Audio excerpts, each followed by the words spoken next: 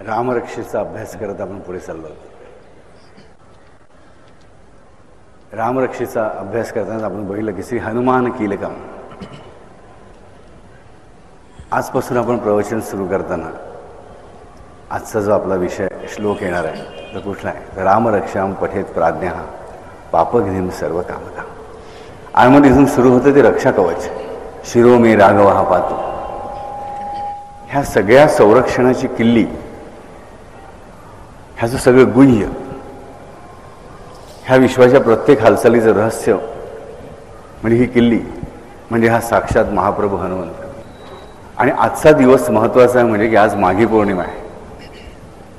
आणि हे भीमरूपी महारुद्र स्तोत्र बरोबर 350 वर्षापूर्वी ह्याच दिवशी, माघी पौर्णिमेच्या दिवशी रामदासांनी लिहिलं, रामदासांनी विरचलं.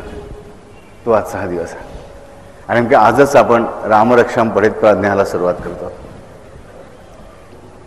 हा साक्षात हनुमंत की जिथे रामनामाचं स्मरण चालू आहे, जिथे रामनामाचं चिंतन चालू आहे, जिथे रामनामाचं पठण चालू आहे, जिथे जो सदैव सर्व काळ असतोच, त्या हनुमंताला रामदासांनी साक्षात संपूर्ण स्वरूपात संपूर्णपणे ओळखलं आणि ते त्यांनी आपल्या सगळ्यांच्यासाठी समोर मांडलं.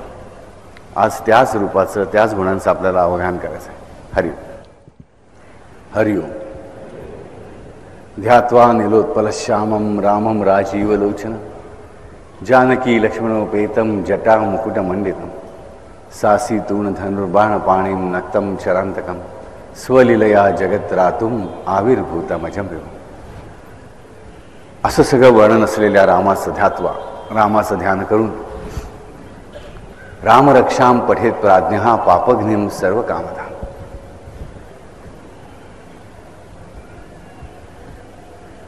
ह्या दोन ओळी खूप महत्वाच्या. जटा मुकुट मंडितम म्हणजे जो जटा आणि मुकुट दोघांनी सारखा शोभतो. जेव्हा जटा आहे तेव्हा मुकुट नाही, जेव्हा मुकुट आहे तेव्हा जटा नाही आहे. पण राम कसा आहे मूळ, भुक्तिमच्या मुक्तिमच्या, भुक्ती आणि मुक्ती दोन्ही समानपणे धारण करणार आहे. आम्ही घोर कशा स्तोत्रामध्ये मागतो ना की भुक्ती आणि मुक्ती दोन्ही दे. ती भुक्ती आणि मुक्ती समानपणे जो धारण करतो तो राम आहे. जटा मुकुट मंडितम. राजा पण आहे आणि योगी पण आहे. राजा पण आहे, तपस्वी पण आहे, तपस्वी पण आहे, सम्राट पण आहे, कर्ता पण आहे, अकर्ता पण आहे, अन्यथा कर्तुम पण आहे. असा हा प्रभू श्रीराम.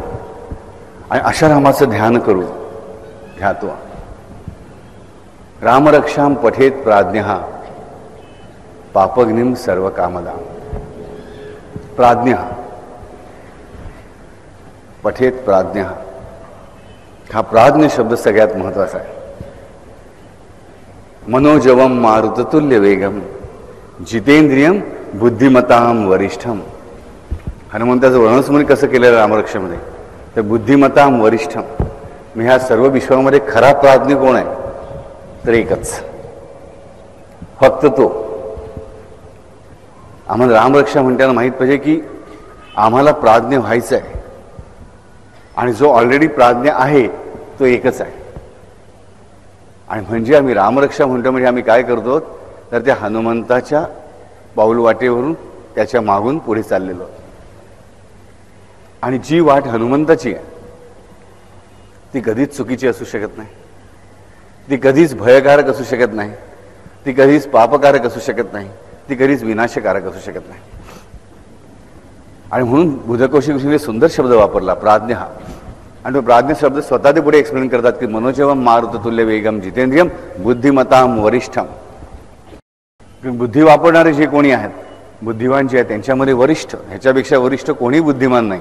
म्हणजे ह्याच्या एवढा प्राज्ञ कोणीही नाही, ह्याच्या एवढा प्रज्ञावंत कोणी नाही. रामरक्षाम पठेत प्राज्ञा पापघ्निम सर्व कामदा. रामरक्षाम पठेत प्राज्ञा पापघ्निम सर्व कामदा. रामरक्षाम, पापघ्निम आणि सर्व कामदा या रामरक्षेची विशेषण आहेत दोन. पापघ्निम पापांचा नाश करणारे, पापग्रीम सर्व कामदाम, सर्व कामना पूर्ण करणारे. महान प्रश्न बापू एखाद्याच्या मनात विचारायला की चला मला खून करायचा, ती काम तो पण कामनाच आहे ना, ती कामना पूर्ण होईल का? इथे आम्हाला पहिल्यांदा माहीत पाहिजे की काम कुठला, काम तो पूर्ण करेल. जर धर्माला धरून आहे तोच, जो परमेश्वरी मार्गाला धरून आहे तोच काम फक्त पूर्ण होईल, बाकीचं काम नाहीच आहे. हा असुर आहे, दैत्य आहे, त्याचा विनाशच केला जाईल. पण माझ्या मनामध्ये जी जी मूळ चांगली कामना असेल, धर्माला धरून जी कामना असेल, सर्व कामदाम, स्पष्टपणे अगदी स्पष्टपणे आम्हाला बुद्धऋषी मुनी सांगतात की पापघ्नीम सर्व कामदाम रामरक्षाम पठेत प्राज्ञा, की सर्व कामदाम, सर्व प्रकारच्या कामना पुरवणारी आणि सर्व प्रकारच्या पापांचा नाश करणारी अशी जी रामरक्षा आहे, त्या रामरक्षेचं पठण रामाचं अशा प्रकारे ध्यान करून करावं किंवा केलं जातं. कोणाकडून? तर जो प्राज्ञ आहे त्याच्याकडून. हे लक्षात ठेवा. म्हणा बाबू मग आम्ही प्राज्ञ आहोत की नाही आम्हाला कसं ठरवणार? नाही राजा, जो मनापासून रामरक्षा म्हणायचा निश्चय करतो, चुकत माकत करून आपण जो रामरक्षा म्हणत राहतो, तोच आज नसेल तरी उद्या प्राज्ञ होईल. हे लक्षात ठेवा. तोच सुंदरकांड आपण आता वाचायला घेतले काही आणि मला आनंद आहे. त्याच्यामध्ये एक वाक्य आहे, राम स्वतः सांगतो सुग्रीवाला की सुग्रीवा लक्ष ठेव, जे पापी आहेत, जे वाईट चालीचे लोक आहेत, ते माझ्यासमोर येऊच शकत नाहीत. आणि त्यांचा महत्त्वाचा गुणधर्म म्हणजे काय की त्यांना माझं नाव आवडत नाही, त्यांना माझं गुणवर्णन आवडत नाही, त्यांना माझी कथा आवडत नाही. स्पष्टपणे राम सुग्रीवाला सांगतो. पण अर्थात मोह में राम बगल में छुरी असतंच. पण महत्त्वाची गोष्ट म्हणजे काय, त्यांना रामनामाची आवड नसते, ते रामनामाचं सोंग आणत असतात. त्यामुळे रामनामाबद्दल, रामरक्षेबद्दल माझ्या मनात प्रेम उत्पन्न झालेलं आहे, म्हणजेच मी प्राज्ञ होण्याला लायक आहे. मला प्राज्ञ नावाच्या स्कूलमध्ये ॲडमिशन मिळालेली आहे. मग पुढे मी त्या परीक्षेत पास होऊन प्राज्ञ होणार की नाही हे माझ्या परिश्रमावर अवलंबून आहे.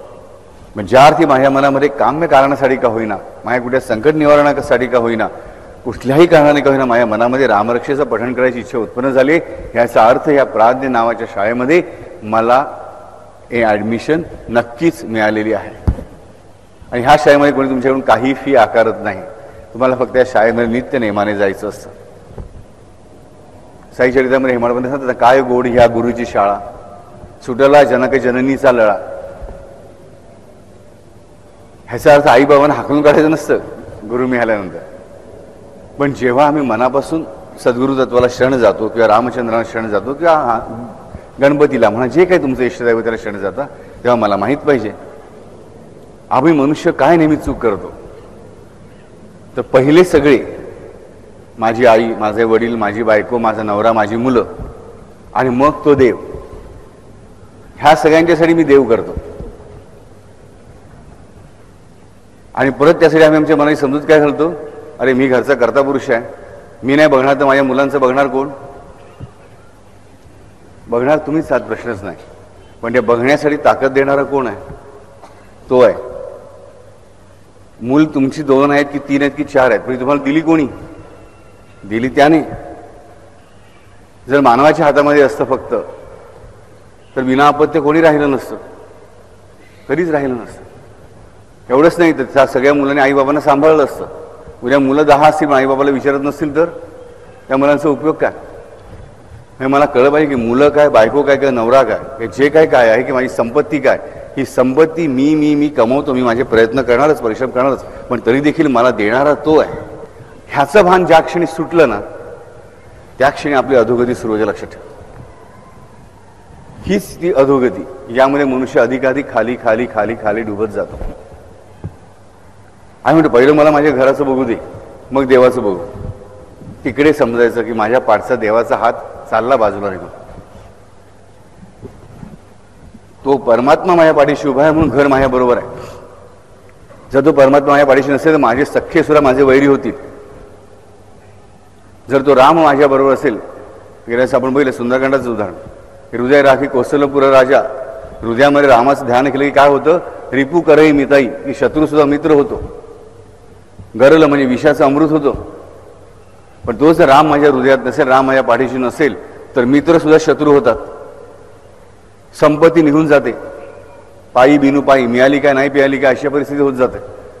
परंतु हेच आम्ही पहिल्यांदा ह्या श्लोकामधून शिकलं पाहिजे की हे सगळं मी जे माझं माझं माझं माझं मी म्हणतो ते माझं तोपर्यंतच टिकू शकतं आणि टिकलं ते मला सुखदायक ठेवू शकतं जोपर्यंत हा राम माझ्या पाठीशी आहे. ज्या क्षणी त्या रामाचं बोट सोडलं, ज्या क्षणी त्या परमात्म्याचं त्या सद्गुरु तत्वाचं बोट सोडलं, त्या क्षणाला समजायचंय की आता मित्र सुद्धा शत्रू होती. आता जी जी मी माझी संपत्ती मी कमावणार आहे, मी कमावली म्हणतो ती उरेल किंवा उरणारही नाही, आणि उरली तर तिचा मला काही उपयोग होऊ शकणार नाही. ही महत्वाची गोष्ट शिकणं आणि स्वतःला ठामपणे माहीत असणं म्हणजे प्राज्ञ होण्याला प्राप्त होणं, लायक होणं. इथेच आम्ही सामान्य मानव नेहमीच चूक करतो. पहिला तो परमात्मा, कारण त्याने मला जन्माला घातलं, त्याने मला हा पती दिला, त्याने मला ही पत्नी दिली, त्याने आमचं पती पत्नीचं नातं टिकवलं, त्यानेच आम्हाला मुलं दिली, त्या मुलांपासून सुख पण आम्हाला तोच देणार आहे. मानवाशास्त्रात एवढी ताकद असती तर प्रत्येक आपल्या मुलाला पंतप्रधान केला असं भारताचा. कोणाला आवडणार नाही सांगा आपला मुलगा पंतप्रधान झालेला? प्रत्येक आई बाबाला वाटेल, पण करू शकतो का? नाही करू शकत. साधं 100 पैकी 80 मार्क मिळायचे की 90 मार्क हे पण आमच्या हातात नसतं. त्या मुलाला आम्ही ट्युशन्स लावतो, अमुक करतो तरी शक्य नसतं. मग ह्या हुशारक्या बढाया का मारायच्या? आणि ह्याच्यामधूनच आम्ही त्या परमात्म्याचं बोट सोडून द्यायची प्रक्रिया सुरू होते आणि आम्ही प्राज्ञ ठरत नाही, आम्ही अडाणी ठरतो. नंतर आम्हाला असं वाटतं की मी किती शहाणा आहे. इथे आम्हाला बुधकौशिक ऋषी सांगतात प्राज्ञ फक्त रामरक्षेचं पठण करतो, म्हणजे वाचन नाही. पठण आणि वाचन याच्यामध्ये खूप फरक आहे. पठण म्हणजे नुसतं जोराने बोलणं नव्हे, पठण करणं म्हणजे उच्चार करणं. कसा पठण हा कसा उच्चार आहे तर जो चारही वाणीनं स्पर्शून जातो तो उच्चार. म्हणजे माझ्यासारख्या सामान्य मानवासाठी पूर्ण मनापासून आणि त्याचा नीट भावार्थ समजून घेऊन, मी शब्दार्थ म्हणत नाही. आता आम्हाला सासे तृण धनुर पाणी आता पण अर्थ माहीत नव्हता. त्या पुढे काय काय डिफिकल्ट शब्द आम्हाला रामलक्ष्मण त्याचे अर्थ माहीत नसेल, भाव माहीत असताना पुरे झालं. एखाद्या श्लोक म्हणताना आम्हाला त्याचा पूर्ण अर्थ शब्दार्थ माहीत नसेल ना, काही बिघडत नाही. त्याचा भावार्थ मला कळला पाहिजे. भावार्थ म्हणजे काय? साधी गोष्ट आहे. अगदी काही प्रॉब्लेम घ्या. तुम्ही समजा तमिळनाडूमध्ये गेलात, मराठी बोलणारे माणसं, तुम्ही तमिळनाडूमध्ये गेलात, तुम्हाला तमिळ भाषा अजिबात येत नाही, पण तुम्हाला एवढं तर कळतं की समोर उभा असलेला मनुष्य जो आहे तो तुम्हाला मारायला धावून येतोय, भांडण करतोय, शिव्या देतोय, की तुम्हाला हो मी तुम्हाला मदत करेन म्हणतोय. त्याची भाषा न कळता पण एवढं कळतं. हे जे कळणं आहे ना ते म्हणजे भावार्थ. लक्षात ठेवा. एखादा म्हातारा बस स्टॉपवर उभे असलेल्या मुलीला अगं बाळ बाळ करून पाठीवरून हात फिरवतो, त्या मुलीला बरोबर कळतं की हा म्हातारा आजोबा आहे की म्हातारडा आहे. हा भावार्थ. त्याची भाषा कशी आहे? माझी बाळ आहे, माझी मुलगी आहे, माझी मुलगी आहे. पण भाव जर मुलीचा असेल तर त्या मुलीला बरोबर कळतं की हा भाव याचा, हा माझा म्हातारडा नसून हा आजोबा आहे. आणि तो आजोबा नसून थेरडा आहे किंवा म्हातारडा आहे कशानं कळतं? त्या हाताचा टच तिला कळतो. ही गोष्ट म्हणजे भावार्थ. शब्दांच्या अर्थावरून काही कळत नाही. लक्षात ठेवा, शब्द खूप फसवे असतात. भावार्थ म्हणून मला माहीत पाहिजे की पठण करणं म्हणजे काय. तर कुठलेही जे मी करतो त्या भावार्थात सकट पठण करो. श्लोक म्हणतात त्यातले जेवढे अर्थ मला कळतात ना शब्द, बस तेवढे मला पुरेसे आहेत. आणखी कोणी आम्हाला बापू सरकारने समजावून सांगितले तर चांगली गोष्ट आहे, पण उगीच मी त्याचा किस मात्र पाडत बसणार नाही, हे लक्षात करा.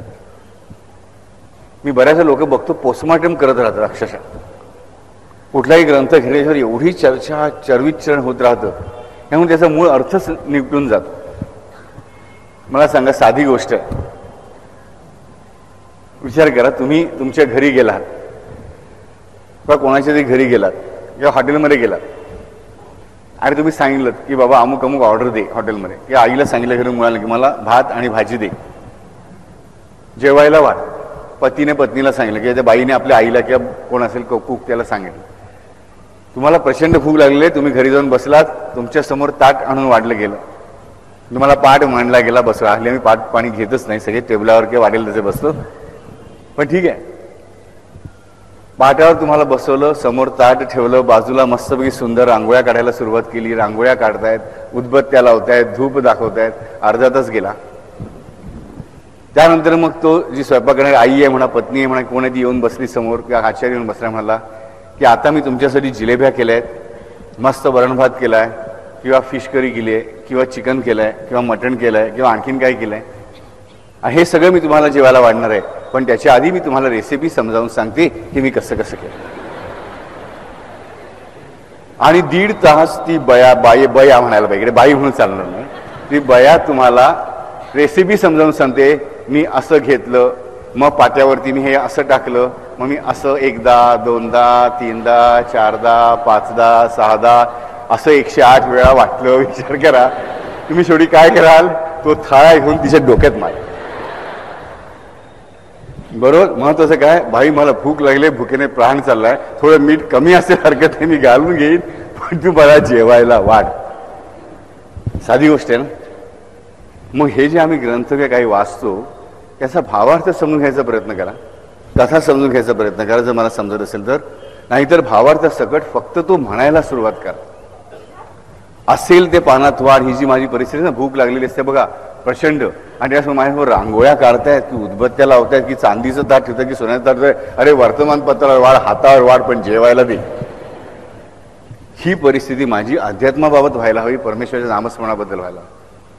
ग्रंथांचं म्हणून म्हटलं पोस्टमॉर्टम करू नका, खूप वाईट, सगळा वेळ फुकट जातो माझा, आणि नसता चौथा करून ठेवतो आम्ही. अर्थ समजणं ही चांगलीच गोष्ट आहे, म्हणजे त्यापेक्षा भावार्थ समजणं हे सगळ्यात आवश्यक आहे. आणि हा भावार्थ जो आहे ना, हा भावार्थच माझी प्रगती घडवून आणतो. शब्दार्थ माझी प्रगती घडवून आणत नाही, लक्षात ठेवा. शब्दांच्या अर्थाने मी ज्ञानी बनतो, तर भावार्थाने मी भक्त बनतो. आणि ज्ञानमार्गावर पतन भय आम्हाला हेमडबंद वारंवार समजावून सांगतात, मला ज्ञानी बनायचं नाही, मला भावार्थी बनायला पाहिजे, म्हणजे मला भावार्थ समजायला पाहिजे. रामरक्षा शब्दामध्ये कुठल्याही भाषेला माणसाला एवढं करतं की रामरक्षा करतोय स्तोत्र म्हटलं की एवढा भाव मला कळला ना, आणि तो माझा भाव जर दृढ असेल तर प्रॉब्लेम नाही. नवसास माझी पावेल समाधी, धरा दृढ बुद्धी माझ्या ठाई. ह्याचा आम्ही काय समजतो की समाधीला जाऊन नवस करायचा, 1.5 किलो साखर देईन किंवा 1/2 किलो कांदे वाईन, जे काय आहे ते. आणि मला वाटतं तो नवस नाही. बाबांनी स्पष्टपणे सांगितलं, नवसास माझी पावेल समाधी, धरा दृढ बुद्धी माझ्या ठाई. नवस कसला करा, तर माझ्या पायी दृढ बुद्धी ठेवण्याचा नवस करा. ती दृढ बुद्धी नसेल तर आम्हाला जे मिळायचं असतं ना ते पण मिळत नाही, हे लक्षात ठेवा. बराचसा मला सांगतो असं घडतं की परमेश्वर ठरवलं असं तुम्हाला एवढं मोठं डबोलं द्यायचं, पण आम्ही आमची दृढ बुद्धी नसल्यामुळे ते एवढं मोठं डबोलं त्याच्याकडून घेऊच शकत नाही. मग आमच्या हातामध्ये जेमतेम 2 मुठीभर काहीतरी आहे, मग आम्ही आमच्या दैवाला दोष देतो. दैवाला नाही, कर्माला दोष द्या, म्हणजे कृतीला दोष द्या. की परमात्मा खरंच मला मोठं द्यायला बसलेलं आहे, की भरजरी शेला मी द्यायला बसलोय, पण तुम्ही माझं चिंध्या चोरताय. का चिंध्या चोरायचा प्रयत्न करताय? चिंध्या चोरू नका. हे शब्दार्थ वगैरे जे आहेत ना, त्यांचा उपयोग केवढा, तेवढ्याच पुरता, व्यावहारिक जगात जगण्यापुरता, अध्यात्माच्या प्रदेशात पाय टाकण्यापुरता. म्हणजे मला समजा एखाद्या शब्दाचा अर्थ कळत नाही, मी एक समजावून घेणं आवश्यक आहे, चांगली गोष्ट आहे, पण तो शब्द छल करत पुढे जाणं, त्याच्यावर ते तर्क कुतर्क करत राहणं, वादविवाद घालणं, ह्याच्याने मला काहीही मिळत नाही. कारण भाव हे परमेश्वराचं स्वरूप आहे, अर्थ हे परमेश्वराचं स्वरूप नाही आहे, हे आम्हाला कळलं पाहिजे. भाव तोची देव, एकनाथांनी आम्हाला स्पष्टपणे सांगितलंय. अर्थ तोची देव सांगितलंय का कोणीही सांगितलेलं नाही. म्हणजे मला बापू असं कसं, आम्ही सगळ्या मोठ्या मोठ्या ग्रंथामध्ये वाचतो की परमेश्वर ज्ञान स्वरूप आहे. बरोबर आहे, परमेश्वर ज्ञान स्वरूप आहे, म्हणजे या शब्दाचा अर्थ जरी आम्हाला पहिल्यांदा कळत नाही. ह्या शब्दाचा अर्थ नाही, याचा भावार्थ अजिबात कळत नाही.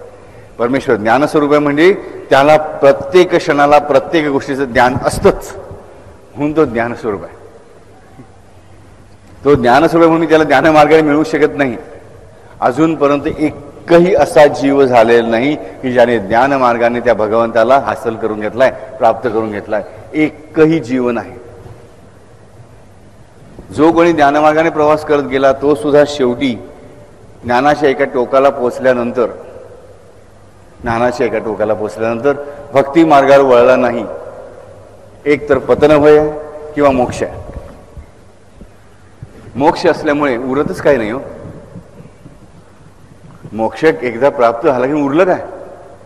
मला ज्ञान झालं, मला परमात्मा दिसला, ह्याचा आनंद करायला पण तुम्ही उरतच नाही. सगळं संपलं, हे लक्षात घ्या. आम्ही मोठ्या मोक्षाच्या गोष्टी करतो, आम्हाला मोक्ष म्हणजे काय कळत आहे. मोक्ष म्हणजे काय? की मोक्ष म्हणजे नसणं, काहीही नसणं. म्हणजे ज्या ज्ञानाला तो दिसला, खराखुरं त्याचं खरं स्वरूप दिसलं, तरी ते दिसलं हे कळायला तो उरलाच नाही. मग विचार करा, तुम्हाला चांगलं मस्तपैकी जेवण दिलेलं आहे आणि जेवताना तुम्हाला ॲनास्थेशिया दिला.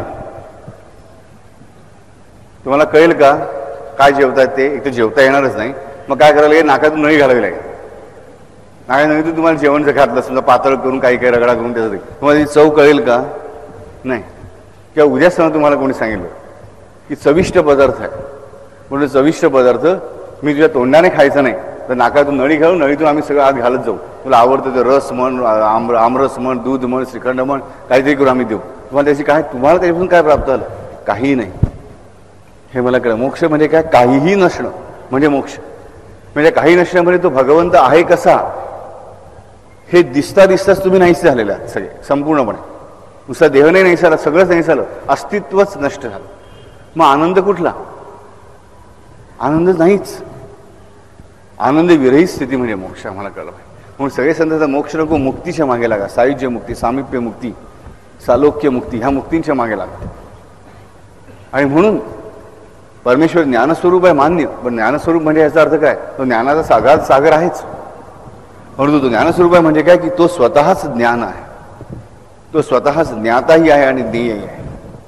तो स्वतःच स्वतःला जाणतो आणि म्हणून तो सगळ्यांना जाणतो. आणि म्हणून आम्हाला श्रुतीवचन सांगतं की त्याला एकट्याला जो जाणतो तो आपोआप सगळं जाणतोच. एकेन ज्ञात्वा. त्या एकाला जो जाणतो तो सगळ्या विश्वाला आपोआप जाणतोच. कारण त्याला माहिती असतं की परमेश्वर ज्ञानस्वरूप आहे म्हणजे काय? तर घडणाऱ्या प्रत्येक गोष्टीचं ज्ञान त्याला आहेच. आणि हे जो जाणतो तो प्राज्ञ. परमेश्वर ज्ञानस्वरूप आहे हे जो जाणतो तो प्राज्ञ. तुम्हाला बाबू जाणायचं म्हणजे कसं? माझा दृढ निश्चय असणं की मला आधीच्या एवढ्या संतांनी आम्हाला सांगतो की परमेश्वराला सगळं कळतंच, तुम्ही परमेश्वरापासून काही लपवू शकत नाही.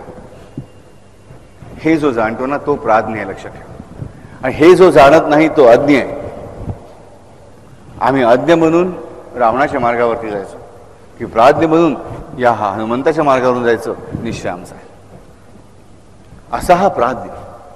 प्राज्ञ म्हणजे जो ज्ञानस्वरूप परमेश्वर आहे, जो परमपुरुष आहे, जो परब्रह्म आहे, त्याला जाणतो. कसा? तर तो सगळं जाणतो. हे जो जाणतो तो प्राज्ञ आहे. बाकी कोणीही प्राज्ञ नाही. बाकी कोणीही प्राज्ञ नाही. मोठा पंडित आहे म्हणून प्राज्ञ नाही. पंडित लोक घट पट अमुक तमुक नानाविध गोष्टी करत राहतात. पण कुठलाही ग्रंथ तुम्ही उघडा अध्यात्माचा, त्यामुळे तुम्हाला 4-5 घट आणि त्यांचं घटाकाश, तो फुटला की त्याच्या ठिकऱ्या, त्या ठिकऱ्यांचं स्वरूप, एक मिठाची बाहुली, ती चालली आंघोळीला समुद्रामध्ये, की ती विरघळून गेली. पण आम्हाला त्या उदाहरणाला काही कळत नाही. विचार करा, मगाशच्या जेवणाच्या गोष्टीप्रमाणे जेवणाची रेसिपी ऐकून पोट भरत नाही. आणि मला सगळं रेसिपीचं बुक काय काय काय कुठलं नाव असेल ते सगळं मला वाचून दाखवलं, मी तोंडपाठ केलं, म्हणून माझी भूक भागते का? नाही. मला स्वयंपाक करायला पाहिजे किंवा करून घेतला पाहिजे, मग तो कोणती वाढला पाहिजे, मी तर खाल्लं पाहिजे, तेव्हा माझी भूक भागणार आहे. आम्ही अशा ग्रंथांच्या मागे लागतो मूर्खासारखे. म्हणजे काय? आम्ही रेसिपीचं बुक पाठ करून, स्वयंपाक कसा करायचं याचं पुस्तक पाठ करून आमची भूक शमवायचा प्रयत्न करतो. भूक शमणार नाही. हे आम्हाला निश्चिंतपणे कळलं पाहिजे. आणि म्हणून आम्हाला माहीत पाहिजे की रामरक्षेचं आम्हाला पठण करायला पाहिजे. जर आम्हाला खरोखरं या रामरक्षेच्यापासून फायदा मिळवायचा असेल तर ती आमच्या जीवनामध्ये कशी बनून येते? तर पापघ्नी बनून येते. पापघ्नीम सर्व कामदा, सर्व काम देणारी, सर्व कामना पुरवणारी अशी बनून ती आमच्या आयुष्यामध्ये येते. आणि कोणाच्या आयुष्यामध्ये येते? तर प्राज्ञ पठण करतो तेव्हाच येते. ती मूळचीच पापघ्नी आहे आणि ती मूळचीच सर्व कामदा आहे. मी पठण केलं म्हणून ती सर्व कामदा बनली नाही. मी पठण केलं, मी पठण करणार आहे म्हणून पठण केल्यामुळे ती पापघ्नी होत नाही, तर ती पापघ्नी आहे, ती सर्व कामदाम आहे हे जाणून मी तिचं पठण केलं पाहिजे. हा प्राज्ञेचा तिसरा गुण आहे की जो हे जाणतो की रामरक्षा कशी आहे? तर पापघ्नी आहे, माझ्या सर्व पापांचा नाश करणारी आहे आणि माझ्या सर्व कामना पुरवणारी आहे. माझं सत्कामना, धर्माला धरून असणाऱ्या कामना पुरवणारी आहे. हे निश्चिंतपणाने धरून जो रामरक्षेचं पठण करतो तोच फक्त प्राज्ञ आहे. जो फक्त ह्यातल्या एका गोष्टीने विचार करतो की माझ्या पापांचा नाश करणारी आहे, त्याच्यासाठी ती कार्यरत होत नाही. जो म्हणतो ही सर्व कामद आहे, माझी कामं पुरवणारी आहे, त्याच्यासाठी कार्यरत होत नाही. जो म्हणतो की पापघ्नी पण आहे आणि सर्व कामदा पण आहे, त्याच्यासाठी पण ही कार्यरत होत नाही. तर तो हे जाणतो की ही अशीच आहे. ही रामरक्षा जी आहे ती मूळचीच सर्व पापांचा नाश करणारी आहे. ही मूळचीच सर्व कामना पुरवणारी आहे. हा तिचा सहज स्वभाव आहे. रामरक्षा कोणीही म्हटली, चुकीची मी म्हटली, 2-4 उच्चार चुकले आणि सगळे उच्चार चुकले तरी देखील ही पापघ्नीच आहे आणि ही सर्व कामदाच आहे. हा दृढ निश्चय ज्याचा आहे ना, त्याच्यासाठी ती पापघ्नी ठरते आणि सर्व कामदा ठरते. तो प्राज्ञ, ज्याचा हा निश्चय, तो प्राज्ञ. प्राज्ञ. आम्ही नेहमी एक विचार करतो मनामध्ये, प्रत्येक वेळी प्रत्येकाला असं वाटत असतं आपल्या आयुष्यामध्ये की मी जेवढा हुशार आहे ना तेवढं माझं चीज झालं नाही. म्हणून ज्योतिषाकडे गेला की ज्योतिष पहिला सांगतो तुमचे जेवढे कुवत आहे ना तेवढं तुम्हाला काही मिळालं की आम्ही खुश लगेच. पण ही जनरल सायकोलॉजी आहे. आम्ही जो विचार करतो की मला माझ्या हुशारीनुसार काही मिळालं नाही, हे जो समजतो तो अज्ञ. आणि जो हे जाणतो की माझी कपॅसिटी खरंच चांगली आहे, जे मला मिळालं त्यापेक्षा मी अधिक मिळवू शकलो असतो पण मिळालं नाही, त्याला काय कारण आहे त्याचा मी अभ्यास करीन आणि ह्याच्यापेक्षा अधिक चांगलं मिळवीन, तो प्राज्ञ. जो हा विचार करतो की मला माझ्या कपॅसिटीपेक्षा खूप कमी मिळालं, तो अडाणी, अज्ञ. जो म्हणतो मला माझ्या कपॅसिटीपेक्षा जेवढं मिळायला पाहिजे होतं एवढं मी मिळवू शकलो नाहीये, मला अधिक मिळवायला पाहिजे पण मी नक्की मिळवू शकतो. कधी? त्याच्या पायाशी राहून, त्याचं नामस्मरण करून, त्याच्याशी पूर्णपणे कृतज्ञ राहून. हे जो जाणतो तो प्राज्ञ. कारण शेवटी लक्ष ठेवा राजानो, जगाला तुम्ही लाख ओळखलत, उपयोग काय? तुम्हाला ओळखायचं फक्त 2च गोष्टी. एक पहिलं स्वतःला आणि दुसरं परमेश्वर. ज्या क्षणी तुम्ही स्वतःला ओळखता ना राजानो, त्या क्षणी तुमचे 99% प्रॉब्लेम सुटलेले असेल, लक्षात ठेवा. ज्या क्षणी तुम्ही परमेश्वराला ओळखायला लागता त्या क्षणी तुमचे सगळेच प्रॉब्लेम सुटलेले असतात. माझं वाक्य परत सांगतो मी, थोडं डिफिकल्ट वाक्य म्हणून सांगतो की ज्या क्षणी तुम्ही स्वतःला ओळखायला लागता त्या क्षणी तुमचे 99% प्रॉब्लेम सुटलेले असतात. ज्या क्षणी तुम्ही परमेश्वराला ओळखायला सुरुवात करता त्या क्षणी तुमचे सगळे प्रॉब्लेम सुटलेले असतात. कारण हा जो मी नेहमी काय वाक्य सांगतो तुम्हाला की 99% आणि 100% मध्ये सगळ्यात मोठं अंतर आहे. आम्हाला कसं बाबा भौतिकदृष्ट्या माहिती आहे, 1 ते 2 मैल जेवढं अंतर आहे तेवढंच 2 ते 3 मध्ये, 3 ते 4 मध्ये, तेवढंच 10 ते 11 मध्ये, तेवढंच 40 ते 41 मध्ये, तेवढंच 90 ते 91 मध्ये, तेवढंच 99 ते 100 मध्ये. पण आध्यात्मिक प्रवासामध्ये, जीवनाच्या प्रवासामध्ये तसं नाही आहे. 1 ते 99 मध्ये जेवढं अंतर आहे ना त्यापेक्षा खूप मोठं अंतर 99 ते 100 मध्ये. मी असं म्हणतो बरं, एखादं 100 पॉईंट्स मला प्रवास करायचा आहे तर 1 ते 99, 1 पॉईंटपासून 99 पॉईंटपर्यंत जो प्रवास आहे त्याच्या 100 पट प्रवास पण 99 पासून 100 पर्यंत करायचा. मग विचार करा की पहिली 99 स्टेशन जवळजवळ आहेत, 99 नंतर येणारं 100 स्टेशन मात्र ह्या आधीच्या प्रवासाच्या दुप्पट, चौपट, 5 10 पट अंतराचा आहे. कारण स्वतःला ओळखणं ही सगळ्यात मोठा प्रॉब्लेम आहे. आणि तो परमेश्वराला ओळखायला मी सुरुवात केली सुटू शकत नाही, तीच सगळ्यात मोठी गोष्ट आहे. मला ओळखायला, स्वतःला ओळखल्यामुळे माझे 99% प्रश्न सुटतात, पण परमेश्वर ओळखायला 100% प्रश्न का सुटतात? कारण स्वतःला ओळखायचा प्रश्न पण आपोआप सुटलेला असतो, म्हणून हे लक्षात घ्या. म्हणून पहिल्यांदा परमेश्वराला ओळखायचा प्रयत्न करा. याच्या बोलीने स्वतःला जेवढं मला जमेल तेवढा ओळखायचा प्रयत्न करा. पहिल्यांदा स्वतःला जाणून घ्या, मी कसा आहे, माझ्यात काय चांगले गुण आहेत, माझ्यात काय वाईट गुण आहे, मी काय करतोय, मी काय करायला हवंय, आम्ही काय कुठल्या चुकीच्या गोष्टींच्या मागे लागतोय, आम्ही कुठल्या चांगल्या गोष्टी सुटत्यात माझ्या हातून, ह्याचा पहिल्यांदा विचार करा. खरंच सांगतो राजानो, तुम्ही जर नीट पुराणं वाचून मला कळेल की मोठ्या मोठ्या ऋषीपदाला पोहोचलेले लोक आहेत, मोठमोठ्या ऋषीपदाला, पण त्यांचं पतन होऊन ते अक्षरशः अधम योनीला गेलेले आहेत. मग ही जर परिस्थिती मोठमोठ्या ऋषींची होऊ शकते, त्यामुळे सामान्य मानवाचं काय? दुर्वास मुनी एवढ्या मोठ्या पोझिशनला गेला आणि शेवटी एक स्तंभ नावाचा किडा म्हणून त्याला जन्माला यावं लागलं. आपण म्हणतो ना, आ ब्रह्मस्तंभपर्यंत हा शब्द आपण वाचतो साहित्यचरित्रात पण आहे 2-3 ठिकाणी. आ ब्रह्मस्तंभपर्यंत म्हणजे काय की ब्रह्मदेवापासून स्तंभ म्हणजे सगळ्यात लहान किडा, सगळ्यात लहान जीव, तिथपर्यंत सगळं काही एकच आहे.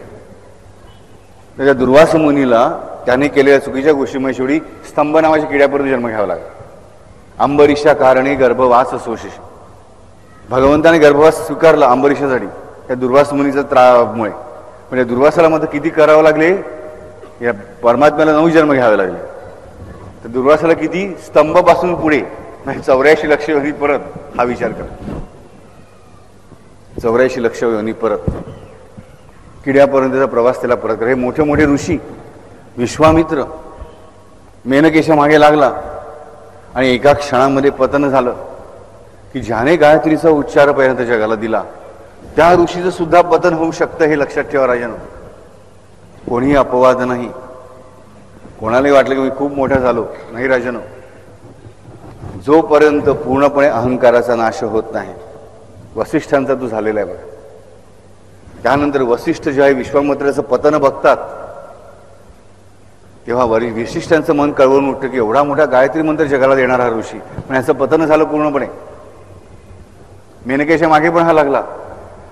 एवढा हा अधर्मी झाला म्हटल्यानंतर वसिष्ठ मग ह्याला अधिकाधिक सुधारायच्या मागे लागतात आणि शेवटी ह्याला ते ब्रह्मर्षी बनवतात.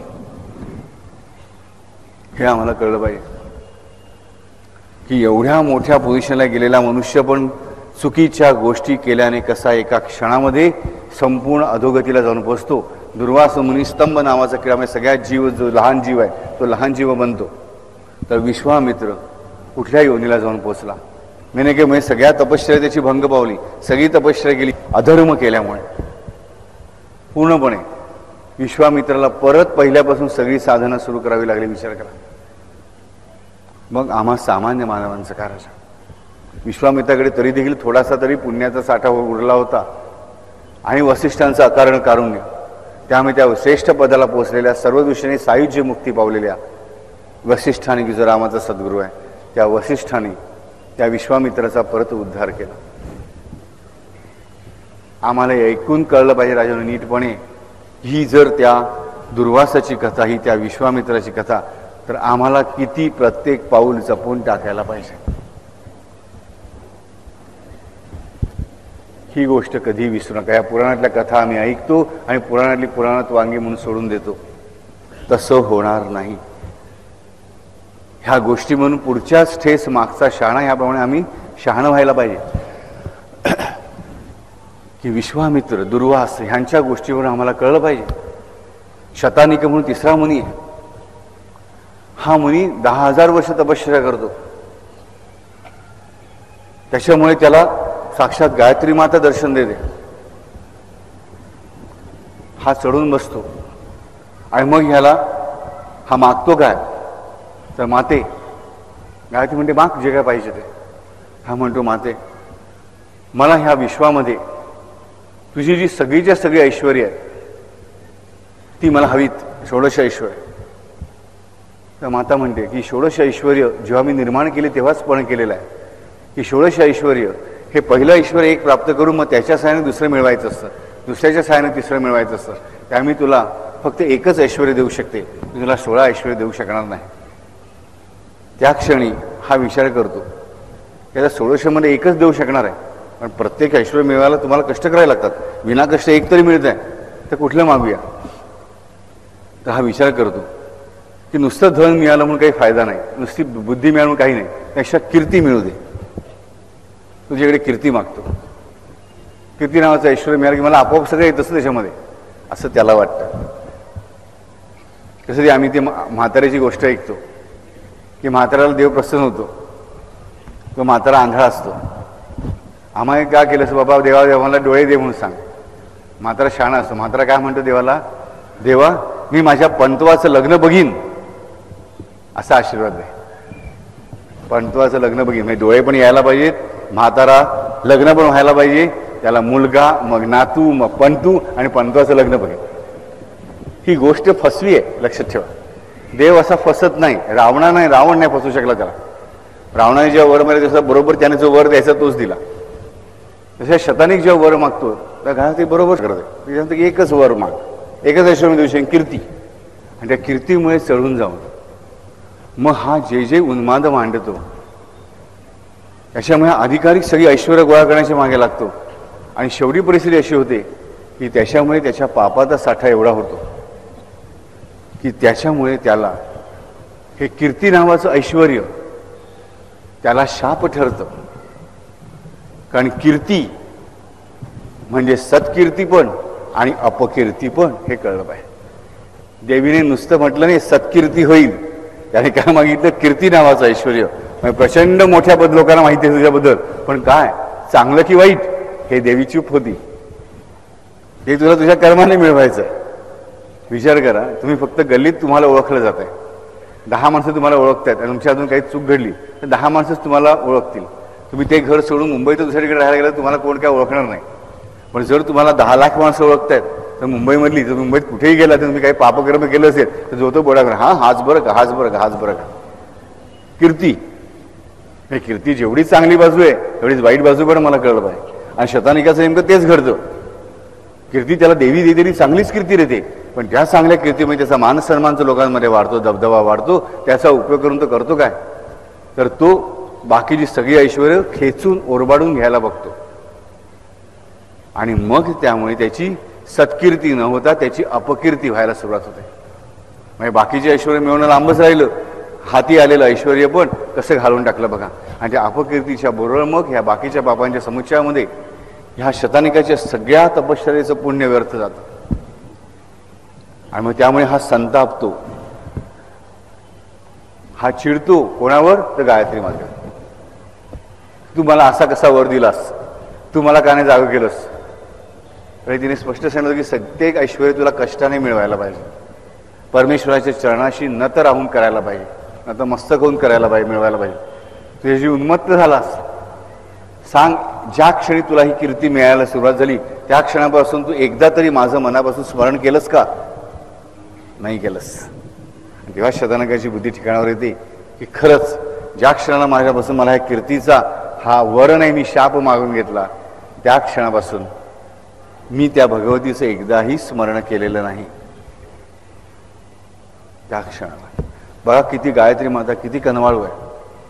ती त्याला परत जागृत होते, त्याचं पुण्य नसताना, तपश्चर्या नसताना परत त्याशी बोलते, त्याला सांगते आणि सांगते परत एक वर माग. तुझी काही तपश्चर्या नाही आहे पण तुला मी कर्ज देते, मी तुला वर देते, माझ्या प्रेमापोटी कर देते, मागून घे. आता इथे शतानिकाने काय मागायला पाहिजे होतं, माते तू मला चांगली बुद्धी दे की ज्याच्या योगे माझं आचरण शुद्ध राहील, माझं आचरण चांगलं राहील, मला अहंकार होणार नाही. आणि मग त्याच्यापुढून जे काही ऐश्वर्य तुला मला द्यायचं असेल तेवढंच मला हवं. जे जे माझ्यासाठी उचित ते ते तू देशील खचित, मला माहित पाहिजे. पण हे तेव्हाही शतानिकाची जीभ वळत नाही मागायला. शतानिक आता अधिक शाणा समजायला लागले स्वतःला, हरकत नाही की अजून माझ्या हातात एक चान्स आहे. तो गायत्रीला काय म्हणतो, गायत्री, हे गायत्री माते की मला आता असा वर हवाय की मला परत वर मागायची गरज पडणार नाही. त्याला वाटलं मी देवीला गुगली टाकला. अरे तिला कोण गुगली टाकणार आहे. त्याने खरंच त्या म्हाताऱ्यासारखंच केलं ना की पंतवाचं लग्न बघीन आणि त्या म्हाताऱ्याने वर मागितला. ती गोष्ट कीर्तनकारांनी लोकांना विनोद म्हणून सांगण्यापुरतीच आहे, देव असा फसणार नाही, लक्षात ठेवा. आलक्षामध्ये. परंतु इथे मग ह्याने काय वर मागितला की मला परत वर मागावा लागणार नाही असा वर दे. गायत्री माता म्हणते तथास्तु, तथास्तु. आणि तरीही माता त्याला प्रचंड बुद्धिमत्ता प्रदान करते. पण कुमती निवार सुमती के संगी हे तो विसरतो. त्या बुद्धिमत्तेचा वापर, बुद्धिमत्ता आल्या आल्या अर्थातच त्याला प्रत्येक गोष्ट सहजतेने शक्य व्हायला लागते. कुठलीही गोष्ट तो यू लिहिल्या सोडवू शकतो, कुठलीही गोष्ट करू शकतो. आता तो स्वकष्टाने धन कमावतोय, कीर्ती कमावतोय, मान कमावतोय, बल कमावतोय, आरोग्य कमावतोय, ही बुद्धी आहे त्याच्याकडे. मात्र ह्या बुद्धीचा वापर तो परत गायत्री मातेला कमावण्यासाठी करत नाहीये. आता गायत्री मातेची आवश्यकता नाही, आता परमात्म्याची आवश्यकता नाही, आता मला वर मागायचीच आवश्यकता नाही. आणि जर वर मागायची गरज नाही म्हणजे मला परमेश्वराची गरज नाही, परमेश्वराचं स्मरण तुटलं, त्या क्षणी सुमतीची कुमती व्हायला सुरुवात होते. आणि मग मात्र परिस्थिती अशी की आता त्यानेच वर मागून घेतलाय की मला परत वर मागायची गरजच उरणार नाही, आम्ही आता ह्याच्या पुढे हा कधीच वर मागू शकणार नाही, हा कधीच तपश्चर्या करू शकत नाहीये. आणि हा तो जीव शतानिक मुनीच. म्हणून ते सगळे भोग भोगण्यासाठी द्रोणाचार्यांच्या पुढे जन्माला येतो आणि अश्वत्थामा बनून तो आजही भटकतोय. कपावरची जखम तशीच घेऊन, भळभळती जखम घेऊन कोणी माझ्या जखमेवर तेल घालील का? चिरंजीवपणाचा शाप प्राप्त करून घेऊन, लक्षात ठेवा, चिरंजीव आहे तो, त्याला मृत्यू नाही, त्याला आजार पण नाही, पण कपाळावरची भळभळती जखम घेऊन त्याच्यात कोणी तेल घालेल का?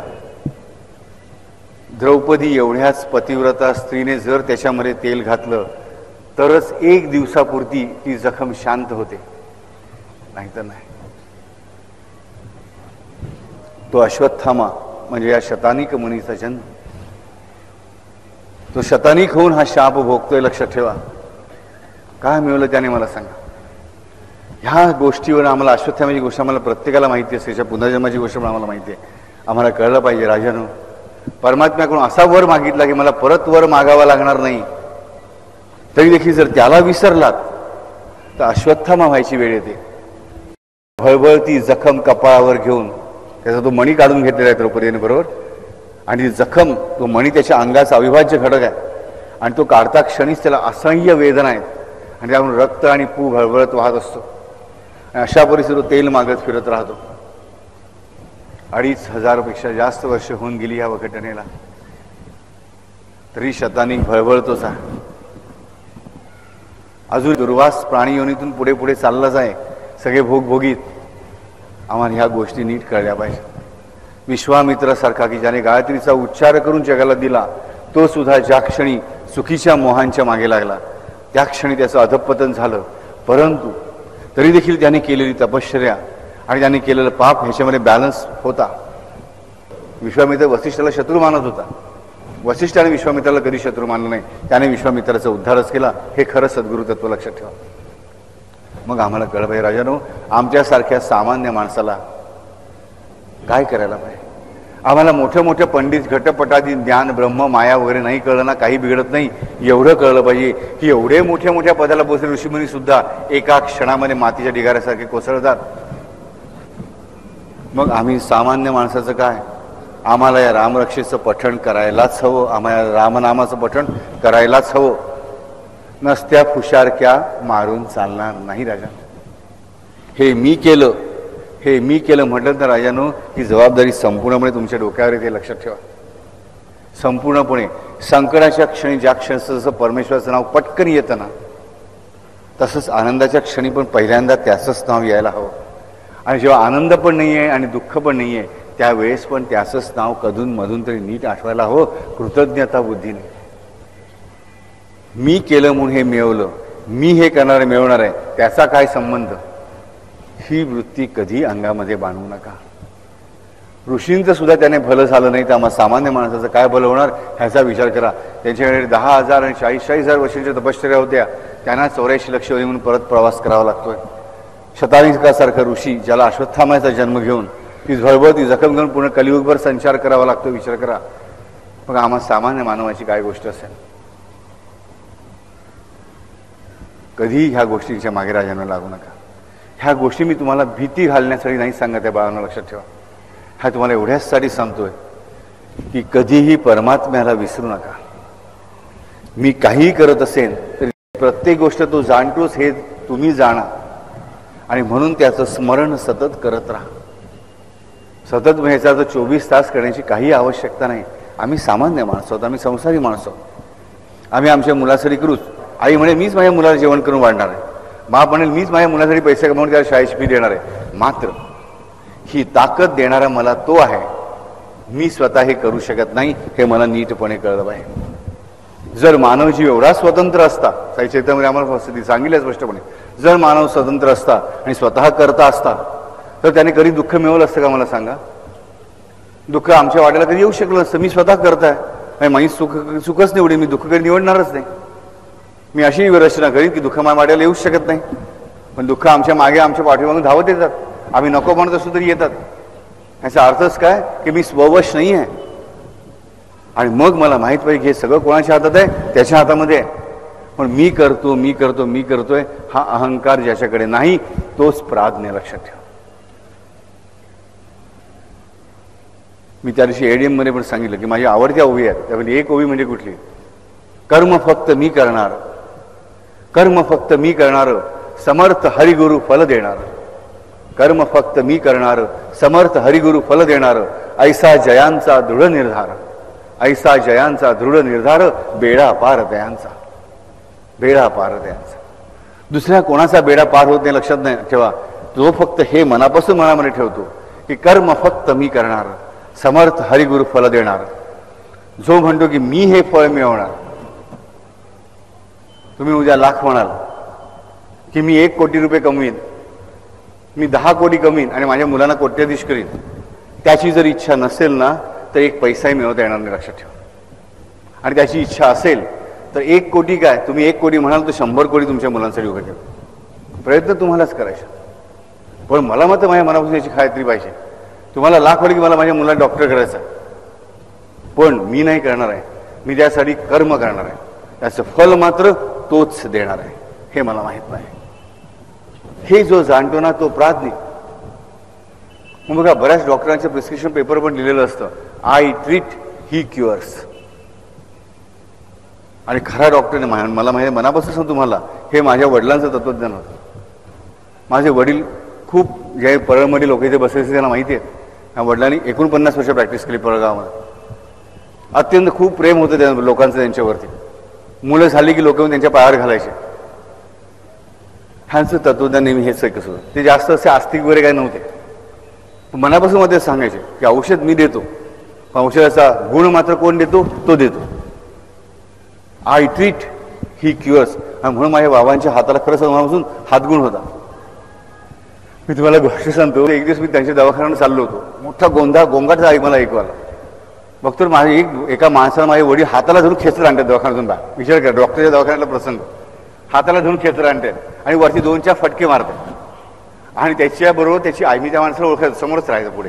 त्याची आई आणि बायको सांगतात डॉक्टर त्याला मारा ठोका पण औषध द्या. ती माणसं काही गरीब नव्हती, अशिक्षित पण नव्हती. चांगला बँकेत नोकरीला होता मनुष्य. बायको शाळेत शिक्षिका होती, आई पण शाळेत व्हाईस प्रिन्सिपल होती. विचारलं बाबा म्हटलं काय झालं, जाऊन मी थांबवलं म्हटलं काय झालं. हा मूर्ख म्हणे ही एवढी सुंदर बायको आहे, एवढी चांगली आई आहे, मुलात म्हणे आणि दारू पिऊन येतो आणि आता बघ म्हणे त्याला म्हणे सारखं सांगतो काय ना काय ती म्हणे ऍसिडिटी होती, आता अल्सर झाला म्हणे. मी याला सांगितलं परत दारू पिल्याचं मी औषध देणार, मी कानफडत मारेन. आज मला बायकोने सांगितलं आणि काल दारू पिली होती, मी ठोकून काढलं. विचार करा हे प्रेम होतं. आणि आई आणि बायको नंतर वडील भेटायला आले. डॉक्टर पुढच्या वेळी एक मागची चूक परत करू नका. काय पुढच्या वेळी चपलेने मारा चांगला. हे प्रेम का मिळत होतं त्यांना. I treat he cures. हे ज्याचं तत्वज्ञान आहे ना तो डॉक्टराला हातगुण असं लक्षात ठेवा. आम्हाला या उदाहरणावर हेच शिकलं पाहिजे की जगामध्ये जगताना आम्ही असं जगायला पाहिजे. ह्याच्यात आम्ही कोणा ठोकून काढलं पाहिजे, माझे बाबा ठोकत म्हणून तसं नाही. ते वयस्कर 70 वर्षाचे गृहस्थ त्यांचा तो अधिकार होता. पिढ्यानं पिढ्या त्यांनी घरातल्या बघितल्या होत्या, हाताखाली सांभाळलेल्या होत्या आणि फॅमिली फिजिशियन म्हणून नाही फॅमिली पर्सन म्हणून सांभाळलेलं. आम्हाला असं जगता आलं पाहिजे. राहील मी करणार आहे, मी करणार आहे, मी करणार ही वृत्ती पहिल्यांदा सोडून द्या. कर्म फक्त मी करणार, समर्थ हरिगुरु फल देणार. ऐसा जयांचा दृढ निर्धार, बेडा पार तयांचा. साईचरित्र आम्ही वाचतो. मनापासून ह्या सुंदर ओव्या आहेत. सगळं साईचरित्र नाही वाचलं, अशा ओव्यांचा संग्रह करून आम्ही नीट वाचला ना की ज्या आम्हाला आयुष्यामध्ये खरा भावार्थ भरतील. हा खरा भावार्थ जीवनाचा.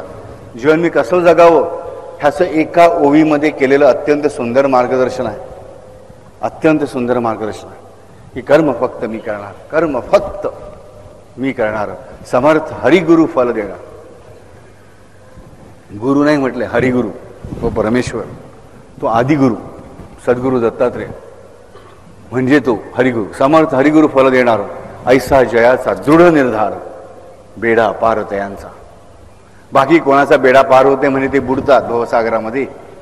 हा जो निर्धार करतात त्यांचंच मात्र जहाज न बुडता फुटकं असलं, गळकं असलं, त्याच्या वजनापेक्षा कमी वजनाचं असलं तरी देखील ते त्याला तारून नेतं, हे आम्हाला कळलं पाहिजे.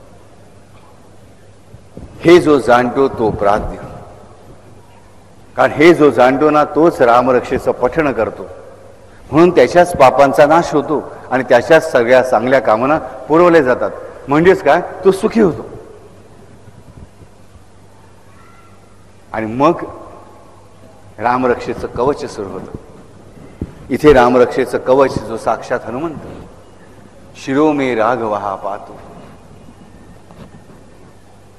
आणि इथे रहस्य सांगतो राजानं की लक्षात ठेवा, हे म्हणताना स्वतःच्या डोक्याला हात लावू नका. अर्थ तोच आहे की शिरो मे राघवा पाहतो, म्हणजे राघव माझ्या शिराचं रक्षण करो की राघव माझ्या शिराचं रक्षण करतो नाही. हे म्हणताना रामाचं मस्तक लक्षात आणा.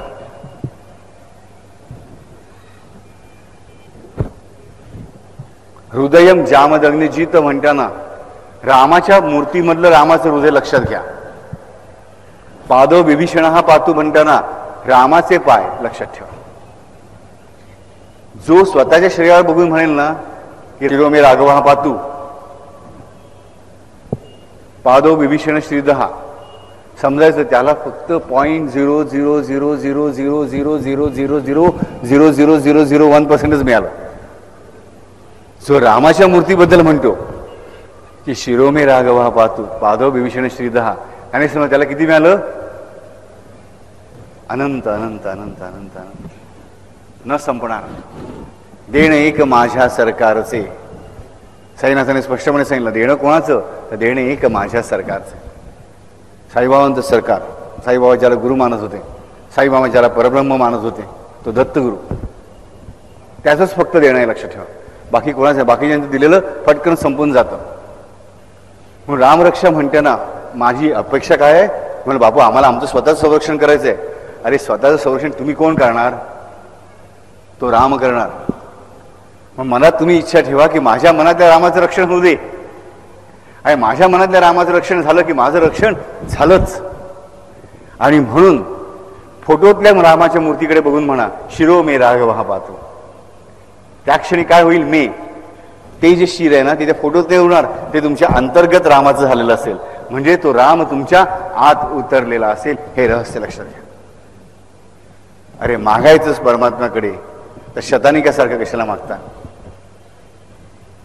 मागायचंच रामाकडे तर जसं तुकारामाने मागितलं तसं मागा.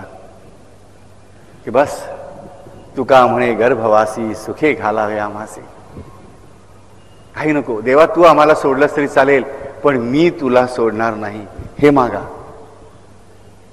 आणि हे मागण्यामध्ये खरं हित आहे तुमचं, पारमार्थिक नाही, सांसारिक हित पण त्याच्यामध्येच आहे. मनापासून सांगतो, अरे संसार तुम्हाला सुखाचा करायचा आहे ना राजानो, तरी देखील परमात्मा पहिला मागा, मग बाकीच्या गोष्टी मागा.